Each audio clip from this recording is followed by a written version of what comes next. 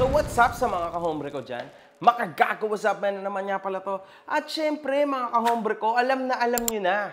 Itong video na to ay para lang sa ating mahal na gatasan na walang iba kundi si Diwata.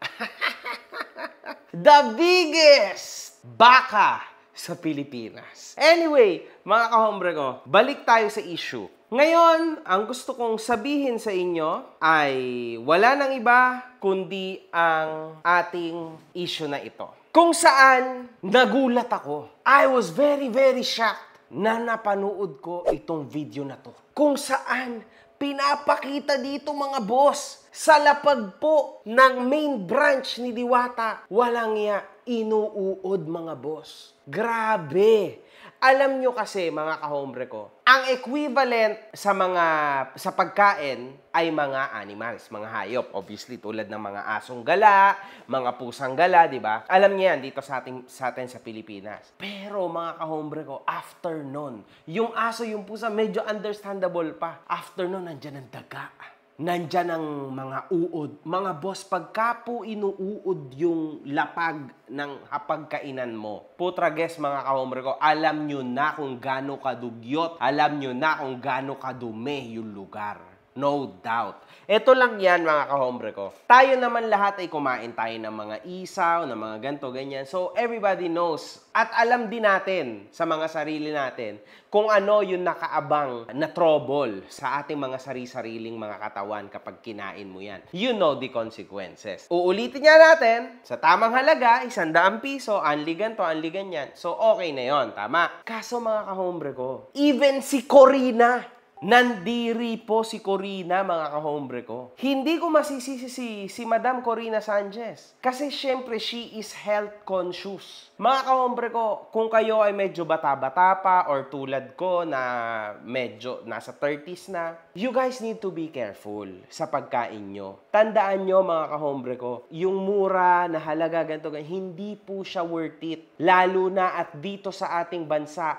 wala tayong maayos na healthcare assistance. So, in short, ikaw lahat ang gagastos sa sarili mo. Madami pong sakit ang pwedeng idulot ng mga dugyot na pagkain.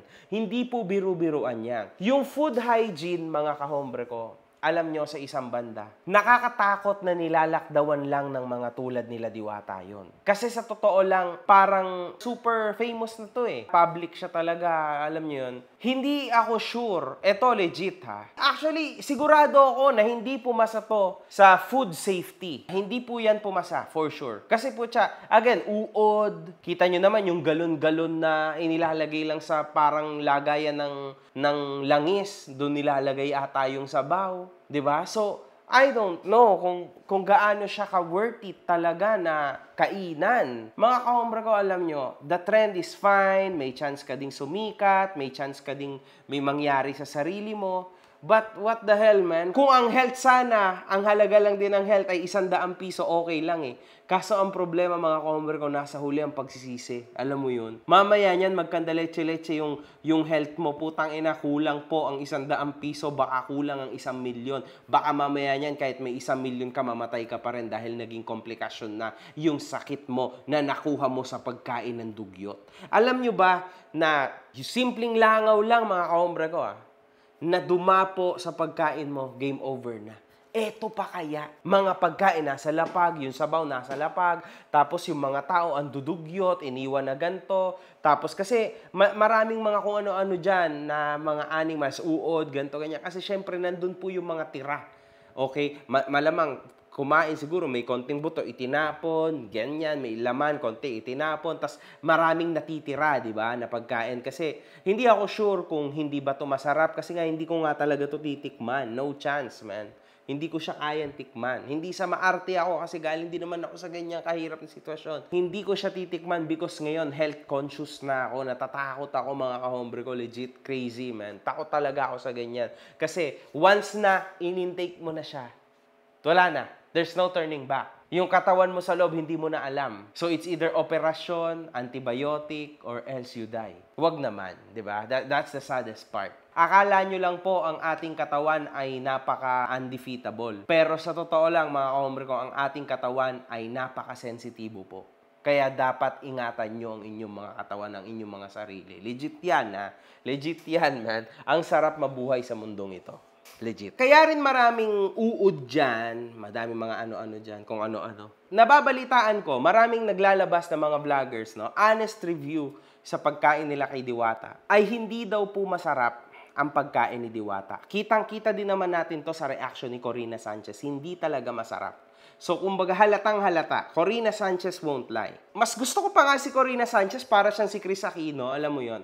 Prangkahan niyang sasabihin kung masarap or hindi. No point na magsinungaling siya, di ba?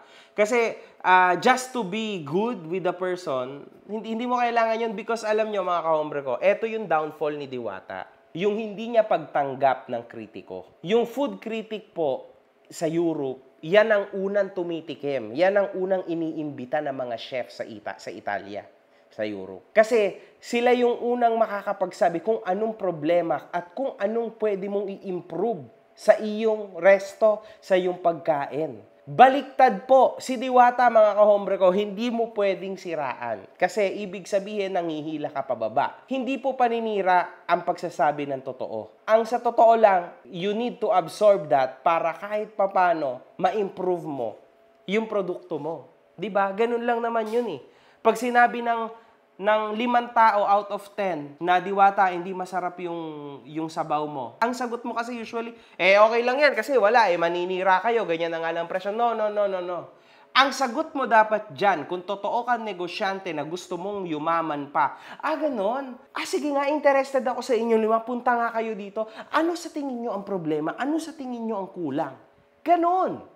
Maraming nagrereklamo. Ang baho daw ng kapaligiran, ang panghe, kung ano-anong klase ng amoy, tapos yung mga bubong, yung tent, mga nagsipulasan na dahil sa hangin, dahil sa bagyo na natamasa natin ngayon. Pero si Diwata, hindi, okay lang yan kasi ganito, No.